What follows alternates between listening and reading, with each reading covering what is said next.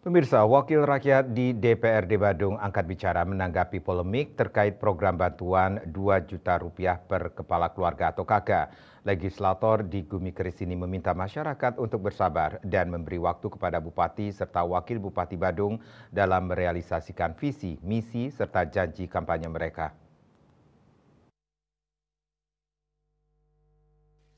Hal itu diungkapkan Ketua DPRD Badung I Gusti Anom Gumanti saat ditemui. Ketua Tim Pemenangan Adi Cipta pada Pilkada Badung 2024 ini mengatakan program bantuan ini merupakan bagian dari janji kandidat saat Pilkada lalu sehingga sudah sepatutnya diwujudkan setelah mereka resmi menjabat. Namun ia menekankan bahwa realisasi janji tersebut tetap harus sesuai dengan regulasi yang berlaku. Ia pun mengajak masyarakat untuk memberikan kesempatan kepada pemimpin terpilih agar dapat bekerja secara optimal. Lebih lanjut, ia menjelaskan bahwa Bupati, Wakil Bupati, dan jajarannya tengah melakukan proses pendataan dan memastikan bantuan ini tidak bertentangan dengan aturan hukum. Anom Gumanti optimis bantuan Rp2 juta per KK ini akan segera terrealisasi.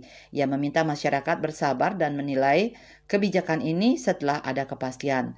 Sebagai pimpinan DPRD Badung, ia memastikan pihaknya akan terus mendorong agar visi dan misi Bupati serta Wakil Bupati Badung dapat terlaksana dalam 5 tahun pemerintahan mereka. Diketahui program bantuan Rp2 juta per KK di Badung masih menjadi perdebatan di masyarakat. Pasalnya, bantuan yang awalnya dijanjikan untuk seluruh KK di Badung saat Hari Raya Besar Keagamaan kini memiliki sejumlah syarat. Calon penerima juga diwajibkan membuat surat pernyataan serta fakta integritas bermaterai Rp10.000. Parwata Bali Pos melaporkan.